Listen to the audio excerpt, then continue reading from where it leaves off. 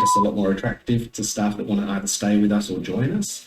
I think all up, we've had almost 2,000 applicants from overseas already in terms of the residents. What you basically have to do is just copy their names, go on Google, search, you find the company website, go and look for their email and email their HR, okay, and email them to express your interest.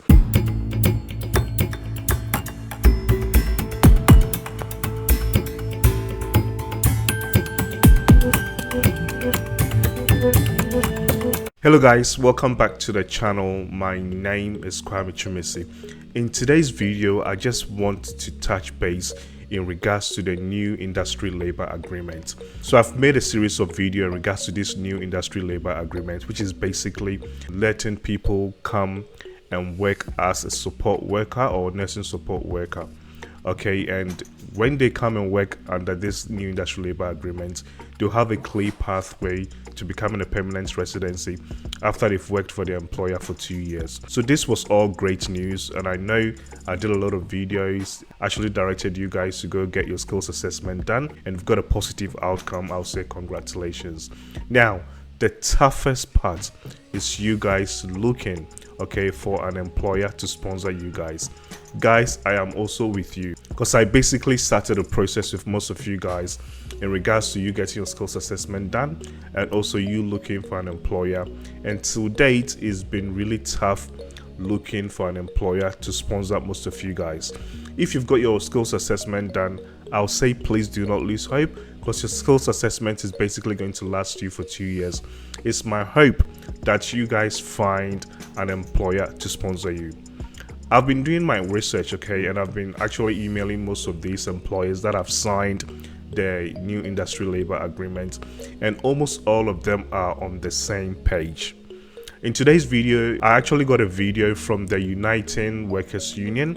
So Uniting Workers Union is basically one of the unions that will have the employers or the providers will have to go into something that they call the MOU, Memorandum of Understanding with, okay? And if they are all in mutual agreement, this union will basically give them the green light, give them the industry labor agreement, so they can actually go and sponsor workers. So they have a video. I'll play that video for you guys. The video where they interviewed the operations manager for Curtains Heritage. As you guys are aware, Curtains Heritage was the first provider to sign the new industry labor agreement, and their operations manager basically explained why they went for the labor agreement, and he also made mention that they are actually sponsoring their workers. So most of the workers, almost 60 to 65% of their workers that are currently working with them were on temporary visas. Also, they've had over 2,000 applicants from overseas, so they are trying to take care of their workers first, then they'll look at sponsoring people from overseas, and most of these providers are also basically doing the exact same thing. Without talking too much, I'll quickly share my other screen so we go watch that video from beginning till the end, and I'll also leave a link to that video in the description section below. And when we finish with that too, I'll quickly go through the list of companies that have signed the new industry labor agreement, so you guys can also go on their company website and email them to show your interest in regards to you looking for sponsorship. All right, so guys, I'm on the unitedworkers.org.au, and this is basically an article, okay, about HK labor agreements. And it states here, information for employers and migration agents. I'm not going to read this. I just want us to go straight to the video. And when we finish with this too, I'm going to share the list of aged care providers that have signed the new industry labor agreement. Okay, so in May, Curtains Heritage Living signed the first aged care industry labor agreement. Now let's go and watch this documentary. We obviously knew about the workforce. So this is basically Tom McConnell. Okay, he's the operations manager for Curtains Heritage. Please listen carefully as to what he's saying. Shortage, and that it was coming, and it was a very real threat to our service provision. And so we started looking at ways in which we can actually facilitate our own labour agreement. So in that process, we reached out to the unions And it was during that time that United Workers Union reached out to us to say, can we actually have a meeting and talk about it? At first we thought, oh God, what are they going to do? Like, are they going to oppose this? Is there a problem? But as we moved through those discussions, it became really clear that we were both on the same page and looking towards the same outcome. So obviously a lot of the workers that we have on site currently are on various types of visas, families broken up, separated for whatever reason, paying a fortune for kids to be in private school because they don't get support and the same benefits in terms of education. A lot of them are doing it really tough, 2-3 jobs, that sort of thing. Every time we go to our aged care, we see agency staff over there. That is the only reason why people are not sticking to one aged care and helping the people in that, because of the PR option. So I think after getting PR, I can give more time and more effort. So they interviewed some of their care workers, okay, and most of them were on temporary visas. And what these carers are basically saying that it was tough because if you're on a temporary visa, there are a lot of restrictions, okay, and life can be a bit hard. So you find most of these temporary visa holders doing multiple jobs, which means their level of care may be affected. Okay, so when Curtin's Heritage basically got their labor agreement, they have started taking care of their current employees first before they start sponsoring people from overseas. So please listen carefully as to what their current carers are also saying. What's to my work? Us being able to provide this labour boom and this pathway to PR, that presented a lot of our workforce, which I think it was about 65%. So again, Tom just said 60 to 65% of their workforce were basically on a temporary residency visa. Them getting the labor agreement means once their carers work for them for 2 years, they can now have a clear pathway to becoming a permanent resident, which is really, really helpful.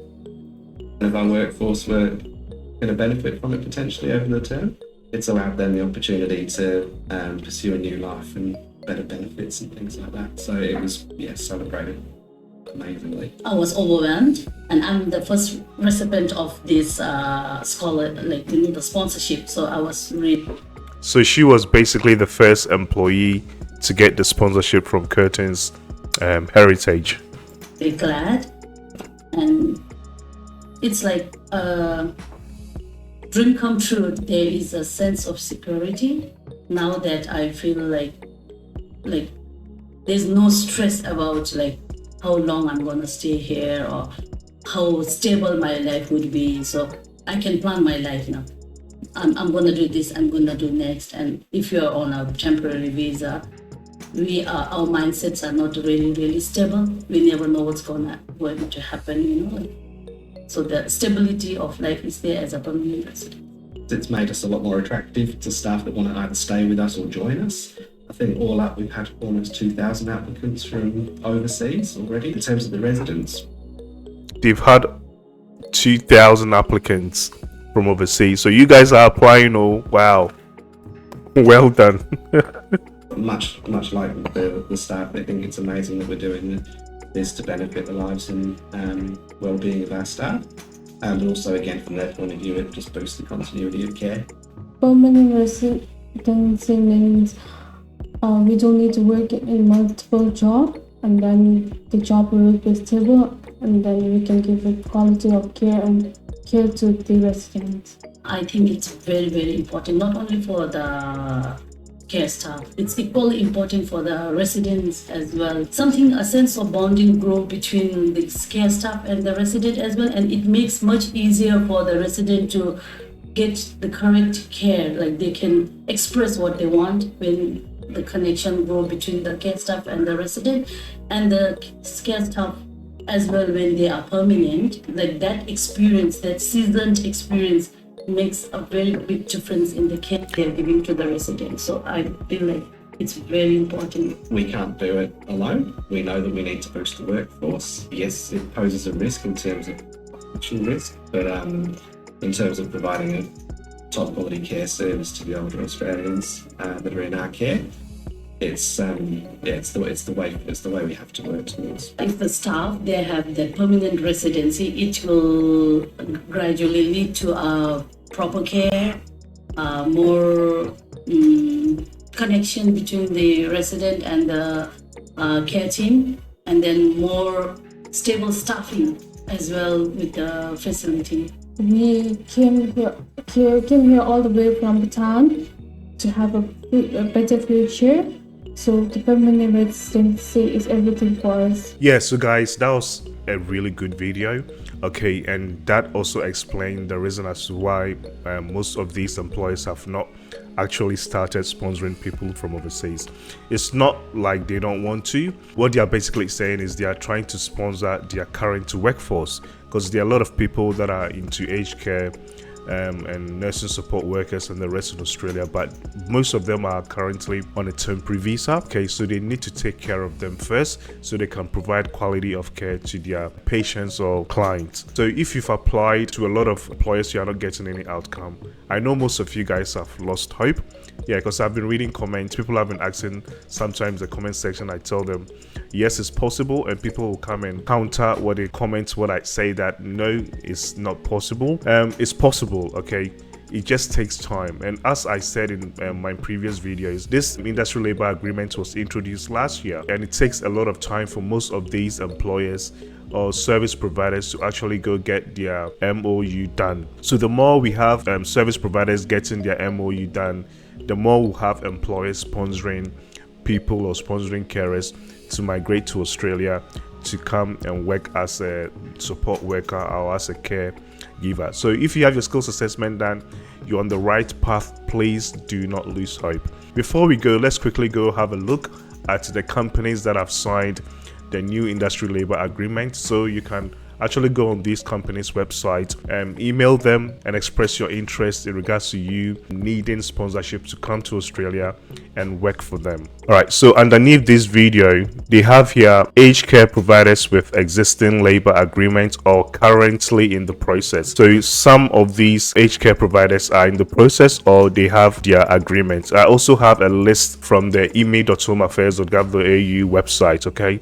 Labor agreement, and I typed here aged care, and they gave me a lot of like a long list. So quickly go through that, and again I'm going to leave all these links in the description section below to help you guys out. Okay, so when we come here, we have Opal in Western Australia and Queensland. We have the Italian Village Fremantle in Western Australia, the Curtin's Heritage Living. They were the video we just saw. They are based in Western Australia. The Menkawum Ngura, Horse Creeks People's Church Frail Aged Care, Western Australia. We have the Pinaru Roma, Queensland. The Kaloma Home for the Aged, Gundiwindi, Queensland. Lutheran Services, First Care Community, Queensland. McLean Care, Queensland and NSW. Home Care Helpers, NSW, My Guardian, NSW, Ruby's Nursing Care, the Australian Capital Territory. Yeah, so again, please go and rewatch the video, okay? And also, what you basically have to do is just copy the names, go on Google, search, you find the company website, go and look for their email and email their HR, okay? And email them to express your interest. Now, when we go on the government's website too, which is the eme.homeaffairs.gov.au, okay? So the list of current labor agreements. So aged care, then you select the labor agreement. So you have the Aegis Aged Care Group, okay, the Affiliate Aged Care Pty Ltd, the Burnley Wood Pty Ltd, again Curtin's Heritage Living, and the list goes on and on, okay? Yeah, so I'm going to leave everything here, and this link in the description section below. Please click on it so you can email them. So there you go, guys. So those are the list of current service providers that have got their industrial labor agreement or are in the process of getting their new industrial labor agreement. Again, I've done other series of videos, okay, in regards to how to get your skills assessment. I also done a video talking about this new industry aged care labor agreement. I've also done a video in regards to how you can actually contact these service providers. I'm going to leave all those links in the description section below, so please feel free to contact them. My name is Kwame Chumesi. I'll see you guys in my next video. Bye.